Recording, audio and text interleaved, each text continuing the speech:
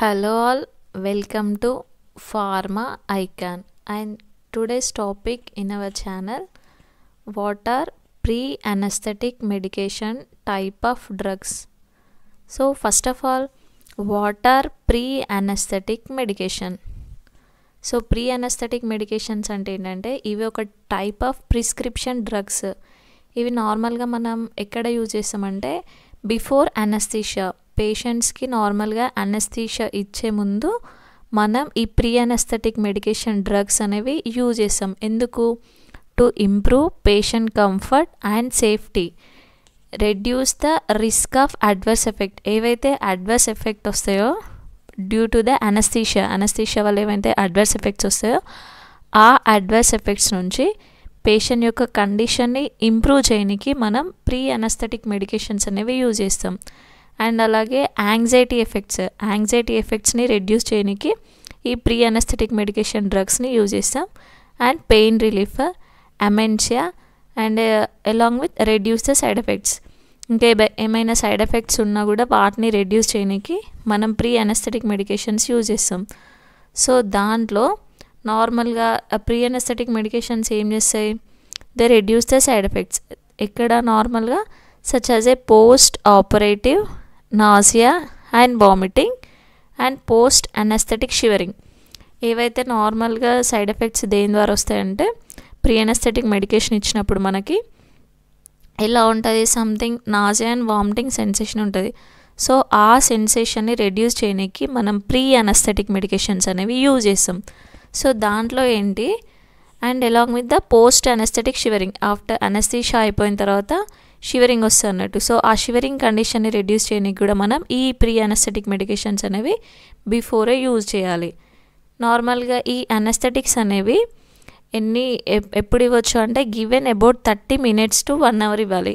మనం నార్మల్గా అనస్థీషియా ఇస్తాం. ఇప్పుడు అసలు సపోజ్ అనస్థీషియా ఎక్కడ ఇస్తాం మనం అంటే ఏదైనా ఒక పేషెంట్కి సర్జరీ చేసే ముందు మనం అనస్థీషియాని ఇచ్చేస్తాం. సో ఆ అనస్థెటిక్ డ్రగ్ని మనం ఇచ్చే ముందు ఈ ప్రీ అనస్థెటిక్ మెడికేషన్స్ అనేవి ఒక 30 minutes ముందైనా లేదంటే 1 hour బిఫోర్కి ఈ ప్రీ అనస్థెటిక్ డ్రగ్స్ అనేవి మనం పేషెంట్స్కి ఇవ్వాలి.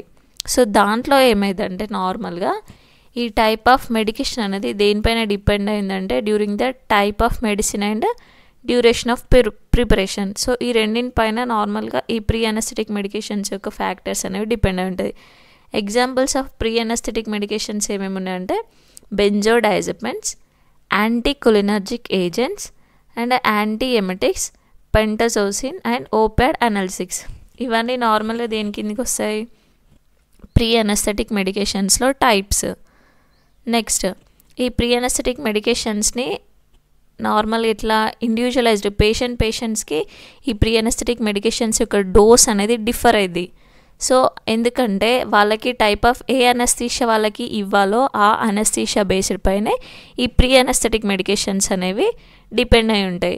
అండ్ మళ్ళీ ఎలా అంటే అనస్థెటిస్ట్ ఎవరైతే ఆ పర్సన్స్కి అనస్థీషియా ఇస్తారో సో ఆ పర్సన్ అనేది వెల్ ట్రైన్డ్ ఉంటారు. అతనికి తెలుసు ఈ పేషెంట్ యొక్క ప్రీవియస్ కండిషన్ ఏంటి, ఈ పేషెంట్ యొక్క హిస్టరీ నాలెడ్జ్ మొత్తం ఆ అనస్థెటిస్ట్కి పర్టికులర్ పేషెంట్ అనస్థెటిస్ట్కి తెలిసి ఉంటుంది. సో దాని ద్వారా వీళ్ళకి సంబంధించిన ప్రీ అనస్థెటిక్ మెడికేషన్స్ అనేవి ఇస్తారు. Okay, next when we use pre anaesthetic, ఏ సిచ్యువేషన్లో మనం నార్మల్గా ప్రీ అనస్థెటిక్ మెడికేషన్స్ అనేవి యూజ్ చేస్తాం? ఎప్పుడు యూజ్ చేస్తాం ప్రీ అనస్థెటిక్ మెడికేషన్స్ని? For the psychotic sedation. Okay, ఏదైతే సైకోటిక్ కండిషన్ మన బ్రెయిన్ కండిషన్స్ ప్రాపర్గా లేవో సో అప్పుడు మనం ఈ ప్రీ అనస్థెటిక్ మెడికేషన్ని యూజ్ చేస్తాం. ఎందుకు? To minimise the secretions.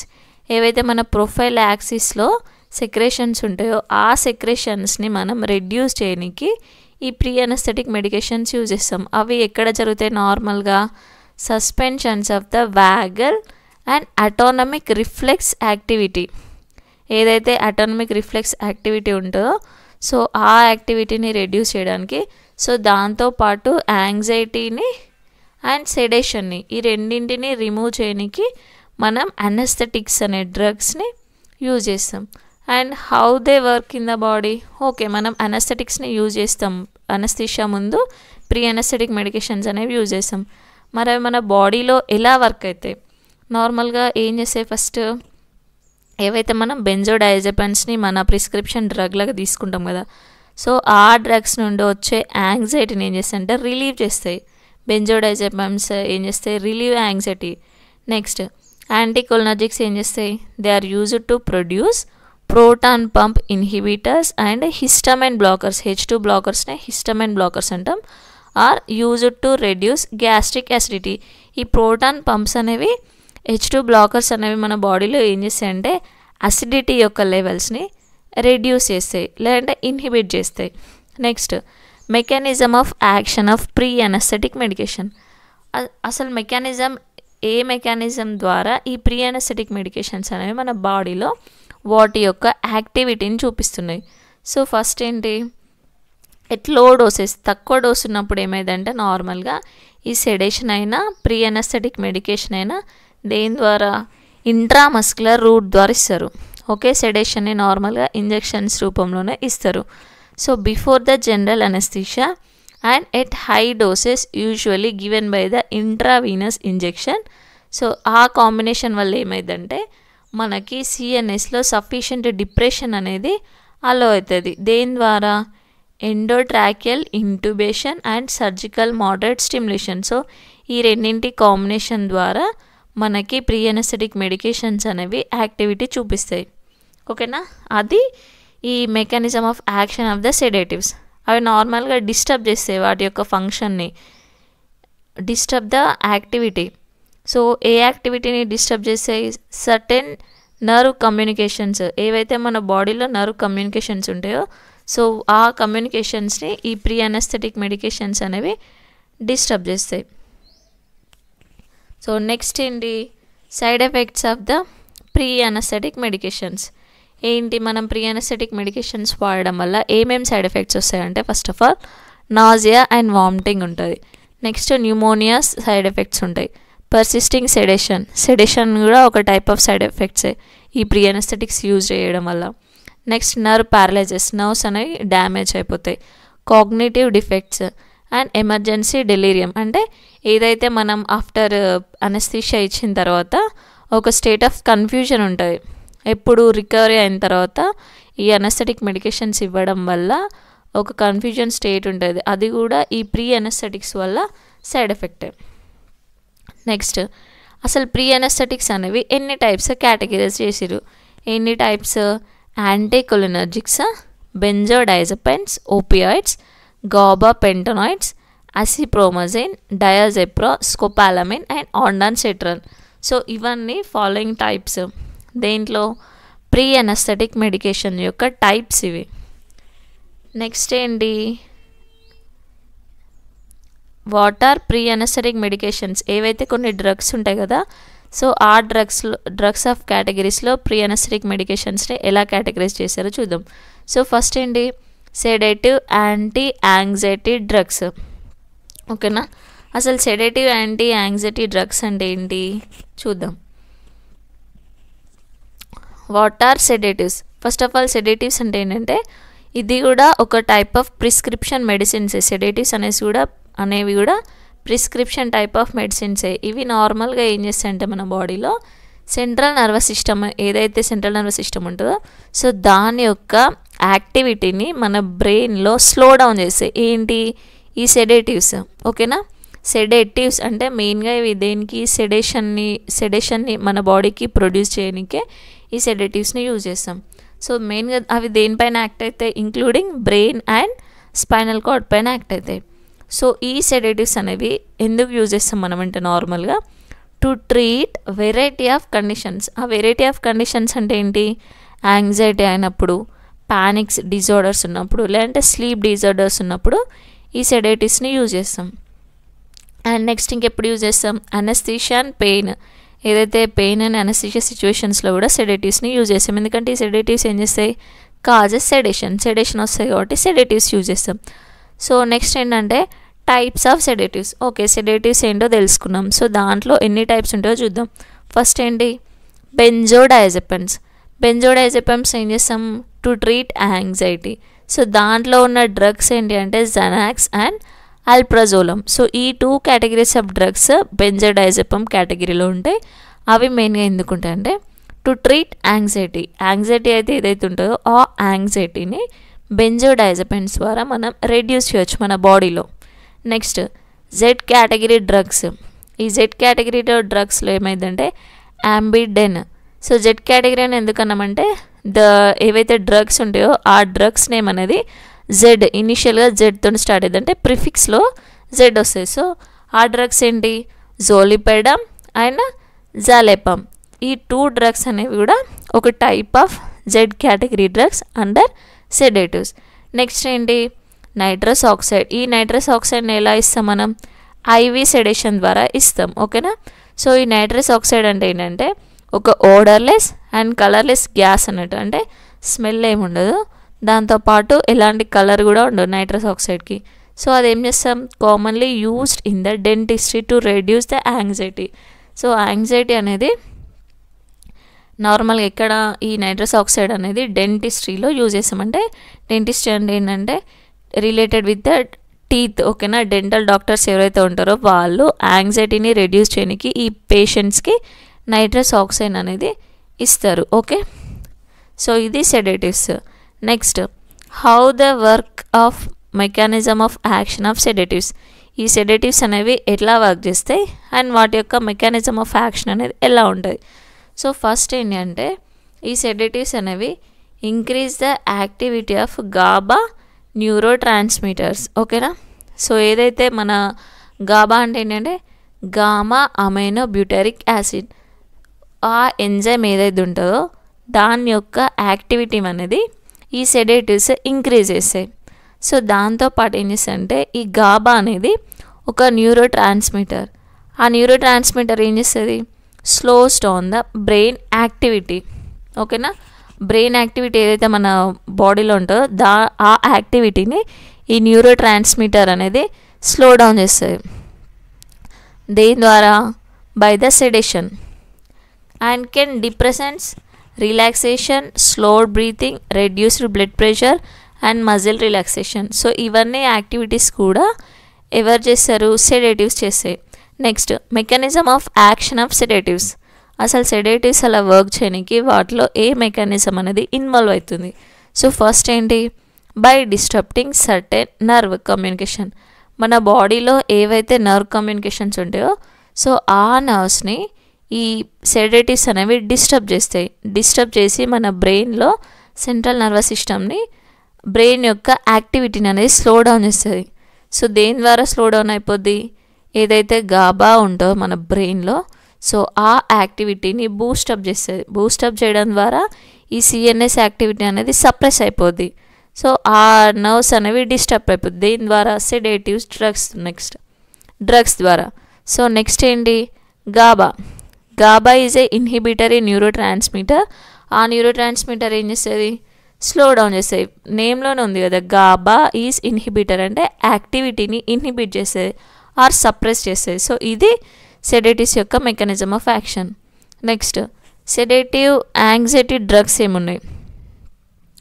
ఈ సెడేటివ్ యాంగ్జైటీ డ్రగ్స్ అనేవి ఏంటంటే ఒక క్లాస్ ఆఫ్ ప్రిస్క్రిప్షన్ మెడికేషన్సే. సో దీంట్లో ఏమైందంటే నార్మల్గా ఇవి యాంగ్జైటీని అండ్ ఇన్సోమ్నియా అంటే ఒక స్లీపింగ్ డిజార్డర్ని కూడా రెడ్యూస్ చేయడానికి ఈ సెడేటివ్స్ అనేవి యాక్ట్ అవుతాయి. సో దాంతోపాటు ఏంటంటే బార్బిట్రేట్స్ ఎలా యాక్ట్ చేస్తాయి, సెడేటివ్ యాక్ట్ చేస్తాయి. అండ్ జోలిపెడమ్ ఎలా యాక్ట్ చేస్తుంది, స్లీప్ ఎయిడ్. నెక్స్ట్ డాక్సైలమైన్ ఎలా వర్క్ చేస్తుంది, యాంగ్జియోలైటిక్ ఏజెంట్ లాగా వర్క్ చేస్తుంది. అండ్ మిట్రాజిపైన్ యాంటీ డిప్రెసెంట్ లాగా వర్క్ చేస్తుంది. ప్రొప్రానాల్ అనేవి బీటా బ్లాకర్స్. ఓకేనా. Sedatives are additives. సో ఇవన్నీ ఒక క్లాస్ ఆఫ్ డ్రగ్స్. దేంట్లో, sedative anxiety drugs. Next mechanism of sedative anxiety drugs ఏంటి. అసలు సెడేటివ్ యాంగ్జైటీ డ్రగ్స్ అనేవి ఒక category of pre anaesthetic medication. So వీటి యొక్క మెకానిజం ఆఫ్ యాక్షన్ ఎలా ఉంటుందంటే అవి మెయిన్గా ఎక్కడ ఎఫెక్ట్ చేస్తాయి, బ్రెయిన్లో ఏదైతే న్యూరో ట్రాన్స్మిటర్ ఉంటుందో సో ఆ న్యూరో ట్రాన్స్మిటర్ని అఫెక్ట్ చేసి నర్వ్ కమ్యూనికేషన్స్ అనేవి డిస్టర్బ్ చేస్తుంది.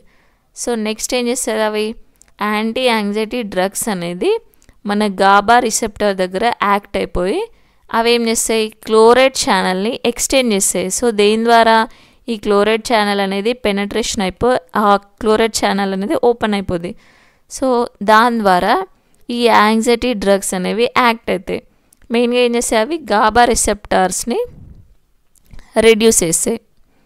Next types of sedatives and anti anxiety drugs. ఈ సెడేటివ్స్ అండ్ యాంటీ యాంగ్జైటీ డ్రగ్స్లో ఎన్ని టైప్స్ ఉన్నాయంటే బెంజోడైజెపిన్స్. ఈ బెంజోడైజెపిన్స్ ఏం చేస్తాయి, act as a depressants and slow downs the message. డిప్రెసెంట్గా యాక్ట్ చేసేసి between brain and body to treat anxiety and insomnia. ఓకేనా, డిప్రెసెంట్ డ్రగ్స్ అనేవి to treat anxiety and insomnia. Next దీంట్లో టైప్స్ ఏంటి సెడేటివ్స్ యాంటీ యాంగ్జైటీ డ్రగ్స్లో అంటే బార్బిచరేట్స్ and Z drugs. ఈ Z drugs ఎలా, బార్బిచరేట్స్ అండ్ జెడ్ డ్రగ్స్ అనేవి to feel drowsy and relax to treat seizures and hypnotics. ఏవైతే drugs ఉంటాయో సో ఆ డ్రగ్స్ని రెడ్యూస్ చేయడానికి ఈ సెడేటివ్స్ యాంగ్జైటీ డ్రగ్స్ అనేవి యూజ్ చేస్తాం.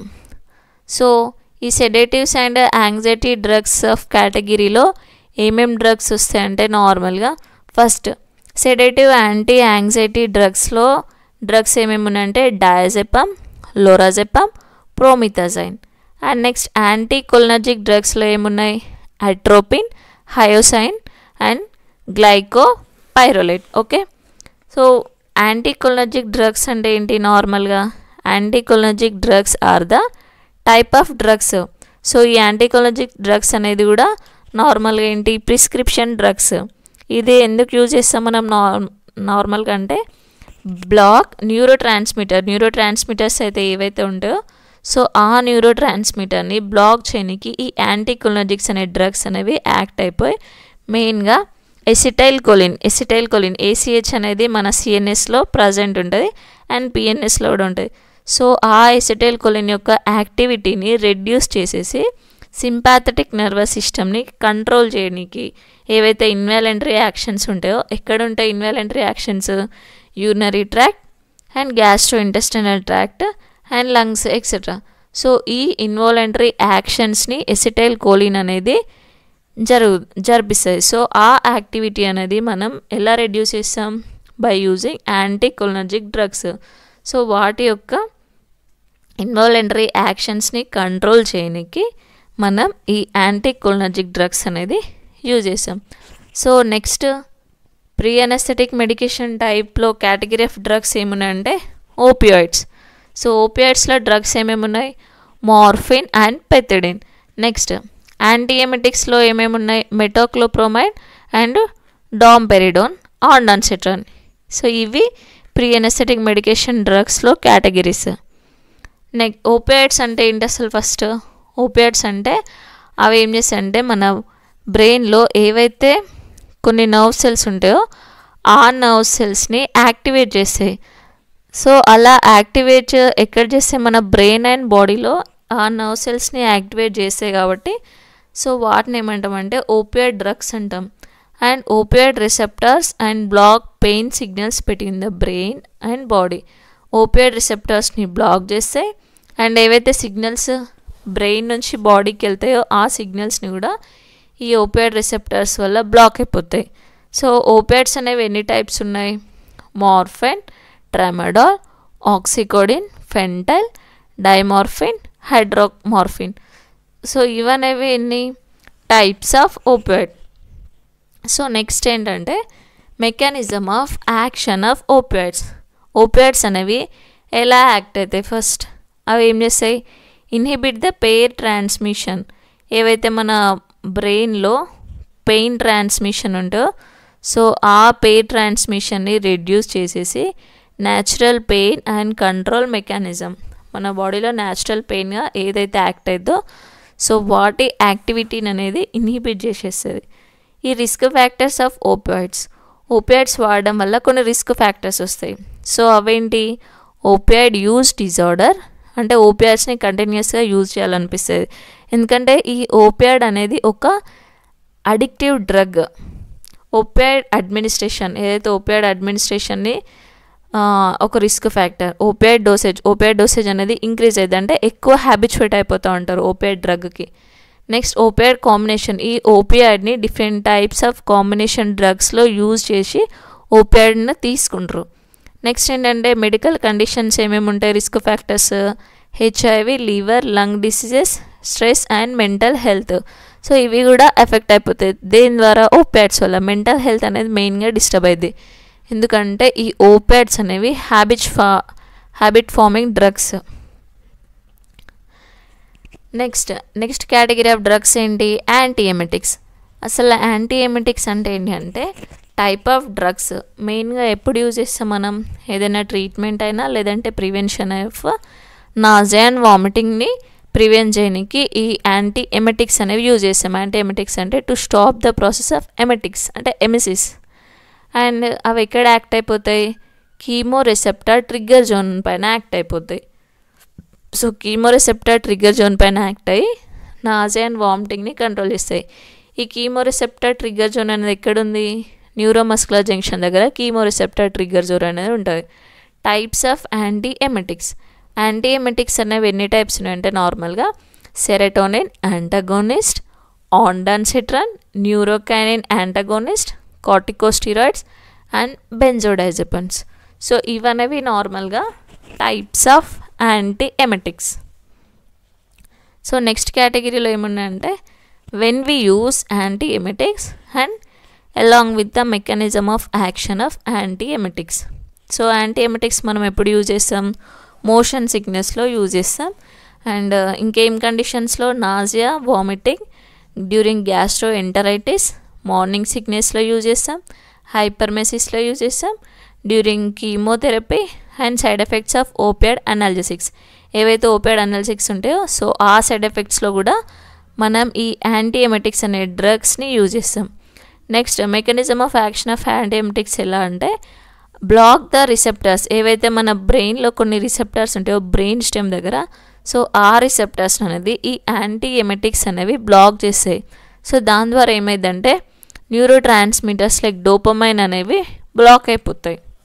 సో బ్లాక్ అయిపోయి అవి మన బ్రెయిన్లో ఈ ఎమెటిక్స్ యొక్క యాక్టివిటీని అనేది రెడ్యూస్ చేస్తాయి. సో ఈ ప్రీ అనెస్థెటిక్ మెడికేషన్ డ్రగ్స్లో నెక్స్ట్ కేటగిరీ ఆఫ్ డ్రగ్స్ ఏంటి, న్యూరోలెప్టిక్స్.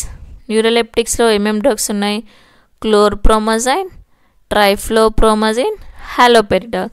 నెక్స్ట్ గ్యాస్ట్రిక్ యాసిడ్ సప్రెసెంట్లో డ్రగ్స్ ఏంటి, ranitidine, famotidine, omeprazole and pantoprazole. ఓకేనా. First types of neuroleptics.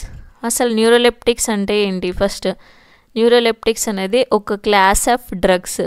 మెయిన్గా దేనికి యూజ్ చేస్తాం, న్యూరోలెప్టిక్స్ అంటే న్యూరాన్స్కి సంబంధించిన డిసీజెస్ ఏవైతే ఉంటాయో ఆ డిసీజెస్ని రెడ్యూస్ చేయడానికి. ఏంటి ఆ డిసీజెస్, సైకియాట్రిక్ డిజార్డర్స్ ఏవైతే ఉంటాయో ఆ సైకియాట్రిక్ డిజార్డర్స్ని రెడ్యూస్ చేయడానికి న్యూరోలెప్టిక్స్ అనే డ్రగ్స్ని యూజ్ చేస్తాం. ఎప్పుడు, during pre anaesthetic medication. Next ఏంటంటే they work by blocking dopamine receptor in the brain. అవి ఎలా వర్క్ చేస్తాయి, ఏదైతే డోపమైన్ రిసెప్టర్స్ మన బ్రెయిన్లో ఉంటాయో ఆ రిసెప్టర్స్ని ఈ ప్రీ అనెస్థెటిక్ మెడికేషన్స్లో న్యూరోలెప్టిక్స్ అనే డ్రగ్స్ అనేవి బ్లాక్ చేస్తాయి. సో టైప్స్ ఆఫ్ న్యూరోలెప్టిక్స్ అనేవి ఎన్ని టైప్స్ ఉన్నాయి, 2 టైప్స్ ఉంటాయి. First generation neuroleptics and second generation neuroleptics. First generation న్యూరోలెప్టిక్స్లో ఏంటి అంటే వాటిని టిపికల్ న్యూరోలెప్టిక్స్ అంటారు. అండ్ సెకండ్ జనరేషన్ న్యూరోలెప్టిక్స్ని ఎటిపికల్ న్యూరోలెప్టిక్స్ అంటాం. సో ఎగ్జాంపుల్స్లో ఫస్ట్ జనరేషన్ న్యూరోలెప్టిక్స్లో ఎగ్జాంపుల్స్ ఏమొస్తాయంటే హాలోపెరిడాల్ వస్తుంది. సెకండ్ జనరేషన్ న్యూరోలెప్టిక్స్కి క్లోజప్ అయిన వస్తాయి. ఇవి టైప్స్ ఆఫ్ న్యూరోలెప్టిక్స్. నెక్స్ట్ అసలు మెకానిజం యాక్షన్ అనేది ఈ న్యూరోలెప్టిక్స్లో ఎలా ఇన్వాల్వ్ అయ్యింది, ఎలా అంటే మెయిన్గా అవి డోపమైన్ని అఫెక్ట్ చేస్తాయి. సో దాంతోపాటు సెరోటోనిన్ లెవెల్స్ ఏవైతే మన బ్రెయిన్లో ఉంటాయో సో ఆ సెరోటోనిన్ లెవెల్స్ని డిక్రీజ్ చేస్తాయి. సో సెరోటోనిన్ లెవెల్స్ అనేవి డిక్రీజ్ అయిపోవడం వల్ల ఏమైంది, నార్మల్గా కొన్ని సైకోటిక్ సిమ్టమ్స్ వస్తాయి మన బాడీలో సెరోటోనిన్ లెవెల్స్ అనేవి డిక్రీజ్ అవ్వడం వల్ల. దాంతోపాటు ఏమైంది, డిప్రెషన్స్ అయిపోతాయి అండ్ సివియర్ ఎలా యాక్ట్ అయిపోద్ది, అది బోత్ న్యూరో ట్రాన్స్మిటర్ మన బాడీలో ఏదైతే న్యూరో ట్రాన్స్మిటర్ ఉంటుందో సో దాంతోపాటు కొన్ని స్మాల్ మాలిక్యూల్స్ ఉంటాయి కదా, ఆ స్మాల్ మాలిక్యూల్స్ ఏం చేస్తాయి, ట్రాన్స్ఫర్ చేస్తాయి దేన్ని, ఎక్కడ నార్మల్గా from across the nerve cells ఏవైతే ఉంటాయో ఆ నర్వ్ సెల్స్కి ఇంపల్సెస్ అనేవి ట్రాన్స్మిట్ అయిపోతాయి. సో ఆ ఇంపల్సెస్ అనేవి బ్లాక్ అయిపోతాయి దేని ద్వారా, ఈ న్యూరోలెప్టిక్స్ అనే డ్రగ్స్ ద్వారా. Next when we use neuroleptics, మనం ఏ సిచ్యువేషన్స్లో న్యూరోలెప్టిక్స్ యూజ్ చేస్తామంటే షైజోఫోర్నియా, ఇదొక మెంటల్ డిజార్డర్. సో దీనిలో మనం న్యూరోలెప్టిక్స్ని యూజ్ చేస్తాం. దాంతోపాటు బైపోలర్ డిజార్డర్లో డిమెన్షియా, యాంగ్జైటీని ట్రీట్ చేయడానికి అండ్ డిప్రెషన్ని రెడ్యూస్ చేయడానికి, అండ్ ఓసిడి ఆబ్సెసివ్ కంపల్సివ్ డిజార్డర్లో కూడా మనం ఈ న్యూరోలెప్టిక్స్ అనే డ్రగ్స్ని యూజ్ చేస్తాం. అండ్ కొన్ని సైడ్ ఎఫెక్ట్స్ ఉంటాయి. సరే మరి ఈ న్యూరోలెప్టిక్స్ని మనం రెగ్యులర్గా యూజ్ చేస్తే ఏం సైడ్ ఎఫెక్ట్స్ వస్తాయంటే మూమెంట్ డిజార్డర్, అంటే పర్టికులర్గా మన బ్రెయిన్కి, బాడీకి అండ్ సరౌండింగ్ సిచ్యువేషన్స్కి ఫిజియలాజికల్ యాక్టివిటీస్, మన బాడీ మూమెంట్స్ అనేవి సింక్ అవ్వాలి. ఓకేనా, అంటే డిస్టర్బ్ అవ్వద్దు మన బాడీ మూమెంట్స్ని. అది దేని ద్వారా డిస్టర్బ్ అయిపోద్ది అంటే ఈ న్యూరోలెప్టిక్స్ అనే డ్రగ్స్ ద్వారా డిస్టర్బ్ అయిపోద్ది.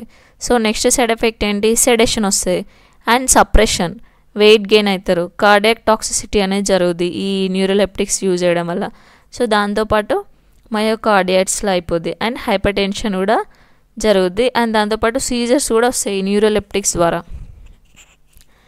నెక్స్ట్ కేటగిరీ డ్రగ్స్ ఏంటి, గ్యాస్ట్రిక్ యాసిడ్ సప్రెసెంట్స్. అసలు గ్యాస్ట్రిక్ యాసిడ్ సప్రెసెంట్స్ అంటే ఏంటి, నేమ్లోనే ఉంది చూడండి, గ్యాస్ట్రిక్ యాసిడ్. ఏదైతే గ్యాస్ట్రిక్ యాసిడ్ ఉంటుందో సో దాన్ని సప్రెస్ చేయడానికి మనం కొన్ని డ్రగ్స్ యూజ్ చేస్తాం. వాటిని ఏమంటాం, గ్యాస్ట్రిక్ యాసిడ్ సప్రెసెంట్స్. దాంట్లో ఈ గ్యాస్ట్రిక్ యాసిడ్ సప్రెసెంట్స్ అనేవి ఏం చేస్తాయంటే రెడ్యూస్ ద స్టమక్ యాసిడ్, మన బాడీలో స్టమక్ యాసిడ్ ఏదైతే ప్రొడ్యూస్ అవుతుందో ఆ యాసిడ్ని రెడ్యూస్ చేయడానికి మనం ఈ గ్యాస్ట్రిక్ యాసిడ్ సప్రెసెంట్స్ అనేవి యూజ్ చేస్తాం. సో మెయిన్గా ఎలాంటి సిచ్యువేషన్స్ అంటే జీఈఆర్డి ఏంటి, గ్యాస్ట్రో ఈసోఫేగల్ రిఫ్లెక్స్ డిసీజ్. ఏదైతే గ్యాస్ట్రో ఈసోఫేగల్ రిఫ్లెక్స్ డిసీజ్ ఉంటుందో ఆ డిసీజ్ని రెడ్యూస్ చేయడానికి మనం గ్యాస్ట్రిక్ యాసిడ్ సప్రెసెంట్ యూజ్ చేస్తాం. అండ్ దాంతోపాటు పియూడి అంటే peptic ulcer disorder, peptic ulcers ఏవైతే ఉంటాయో సో వాటిని రెడ్యూస్ చేయడానికి కూడా మనం ఈ గ్యాస్ట్రిక్ యాసిడ్ సప్రెసెంట్స్ అనేవి యూజ్ చేస్తాం. నెక్స్ట్ ఏంటి, types of gastric acid suppressants. అసలు ఈ గ్యాస్ట్రిక్ యాసిడ్ సప్రెసెంట్స్ ఎన్ని టైప్స్ ఉన్నాయి, నార్మల్గా ఎన్ని టైప్స్ అంటే ప్రోటాన్ పంప్ ఇన్హిబిటర్స్ ఒక category, H2 histamine blockers another category and వాటితో పాటు యాంటాసిడ్స్. సో ఈ ప్రోటాన్ పంప్ ఇన్హిబిటర్స్లో ఎగ్జాంపుల్స్ ఏంటి, ఒమిప్రజోల్ ఉన్న లాన్సోప్రజోల్ ఉంటుంది. నెక్స్ట్ హిస్టమైన్నే H2 రిసెప్టర్ బ్లాకర్స్ ఉంటుంది, దాంట్లో ఏంటి సిమిటిడిన్. అండ్ యాంటాసిడ్స్లో ఏమేమి వస్తాయంటే aluminium or magnesium hydroxide. So ఇవి మనకి classification of gastric acid suppressants వస్తుంది. దాంతోపాటు టైప్స్ ఆఫ్ గ్యాస్ట్రిక్ యాసిడ్ సప్రెసెంట్స్లో వస్తాయి. నెక్స్ట్ ఈ గ్యాస్ట్రిక్ యాసిడ్ సప్రెసెంట్స్ అనేవి మన బాడీలో ఎలా వర్క్ అవుతాయి, ఫస్ట్ ఏంటి మనం కేటగిరీస్లో చూసుకున్నాం. ఫస్ట్ టైప్ ఏంటి, ప్రోటాన్ పంప్ ఇన్హిబిటర్స్. ఈ ప్రోటాన్ పంప్ ఇన్హిబిటర్స్ అనేవి ఎలా వర్క్ చేస్తాయంటే ఏదైతే మన బాడీలో యాసిడ్ ప్రొడ్యూస్ అయిందో సో ఆ యాసిడ్ని బ్లాక్ చేయడానికి అవి ఏం చేస్తాయి, ఈ ప్రోటాన్ పంప్స్ అనేవి యాక్ట్ అయిపోతాయి. ఎలా అంటే మన బాడీలో ఉన్న యాసిడ్ని న్యూట్రలైజ్ చేస్తాయి.